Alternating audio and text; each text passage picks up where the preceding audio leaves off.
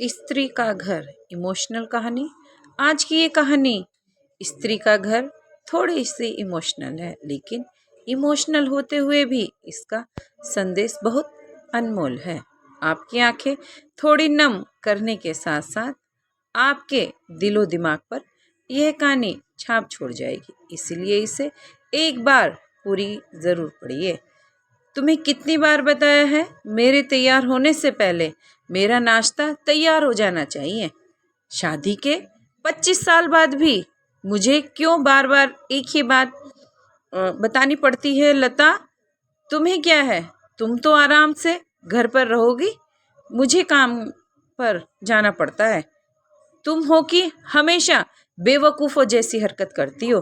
अगर तुम यह जानबूझकर करती हो तो याद रखना, मुझसे बुरा कोई नहीं होगा। आज ही प्रशांत का पारा चढ़ा हुआ था। इन कटु शब्दों में अपना गुस्सा उतारते हुए, गीला तौलिया कुर्सी पर फेंकते हुए प्रशांत गुस्से से लता की तरफ देखने लगा। लता के लिए प्रशांत का यह बेवजह का गुस्सा कोई नई बात नहीं थी। वह महीने में 3-4 बार ऐसे ही लता पर बरस पड़ता था। पहले पहले लता उसका विरोध किया करती थी, लेकिन जब कई सालों तक प्रशांत में कोई बदलाव नहीं दिखा तो लता ने खुद को ही बदल दिया। अब प्रशांत के कुछ भी कहने से लता को कोई फर्क नहीं पड़ता था।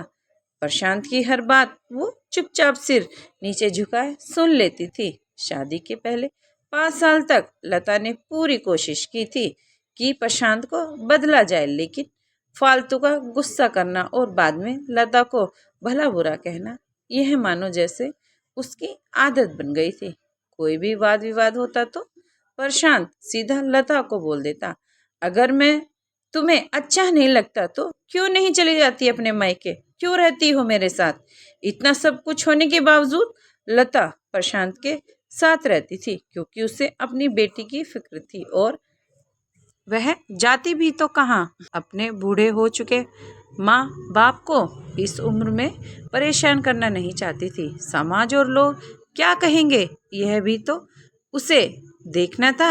वह इतनी पढ़ी लिखी भी तो नहीं थी कि खुद जाकर कोई नौकरी कर सके और अपनी बेटी का पालन पोषण कर सके।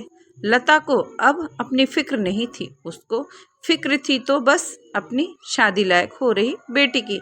लता नहीं चाहती थी कि पति पत्नी के झगड़े की वजह से काव्या डिस्टर्ब हो। काव्या की पढ़ाई पूरी हो चुकी थी, उसके लिए अब शादी के रिश्ते आने लगे थे। कई रिश्तों को काव्या ठुकरा चुकी थी। 2-3 महीने बाद एक अच्छा रिश्ता आया। रिश्तेदारों और पहचान के लोगों ने भी लड़के के बहुत गुणगान किए थे। प्रशांत एक शाम अपनी बेटी के पास बैठकर उसे बताने लगा, काव्या बहुत अच्छा लड़का है, पढ़ा लिखा है, बड़ा घर है, बहुत अच्छी नौकरी है।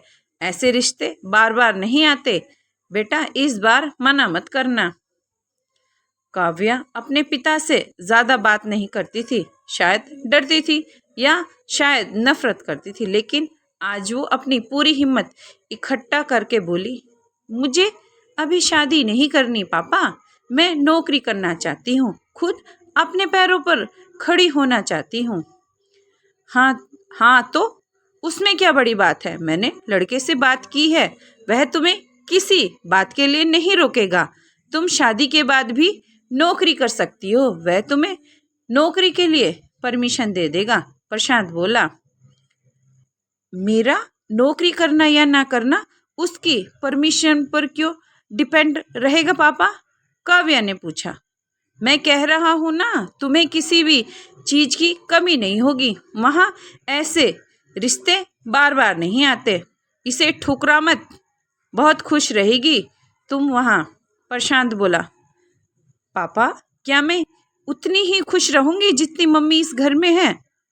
काव्या ने तज कसते हुए कहा, आज तुम्हारी जुबान कुछ ज्यादा नहीं चल रही है? प्रशांत गुस्से से आंखें बड़ी करते हुए बोला, पापा मुझे शादी ही नहीं करनी है, क्योंकि शादी के बाद अगर वह लड़का आपके जैसा निकला तो मैं क्या करूंगी?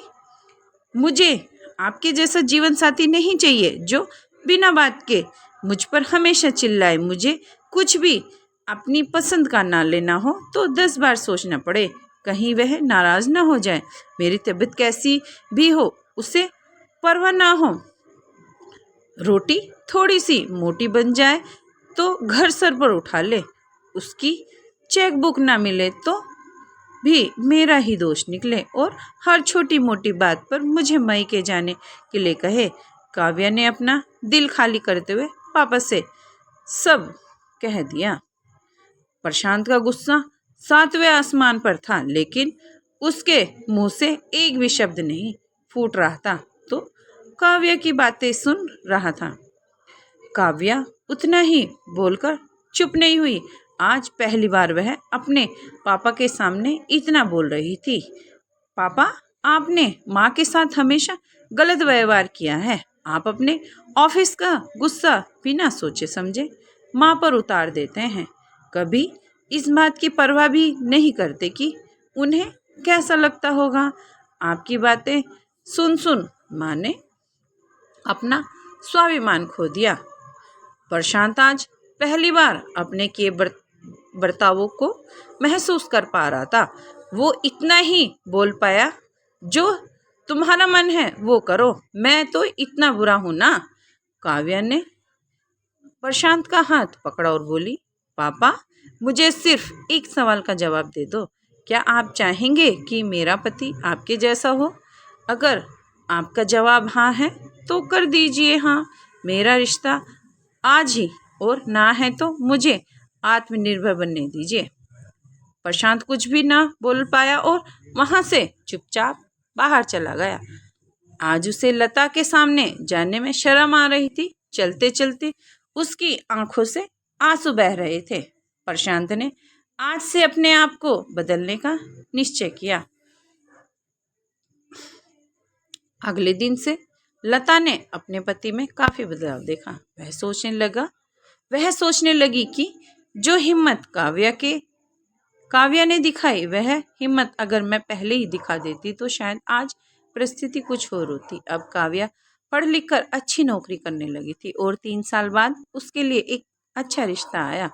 और उसकी विदाई पर प्रशांत बोला, बेटा तू अब हमेशा खुश रहेगी क्योंकि तेरा पति तेरे बाप जैसा नहीं है। प्रशांत की यह बात सुनकर लता और काव्या की आंखों में आंसू बहने लगे। दोस्तों, हमारे समाज में औरतों को भले ही देवी का दर्जा दिया जाता है, लेकिन वह स्वतंत्रता नहीं दी जाती जो उन्हें देनी चाहिए। दोस्तों, ऐसी ही मोटिवेशनल कहानी सुनने के लिए हमारे चैनल को सब्सक्राइब करें, लाइक करें। धन्यवाद।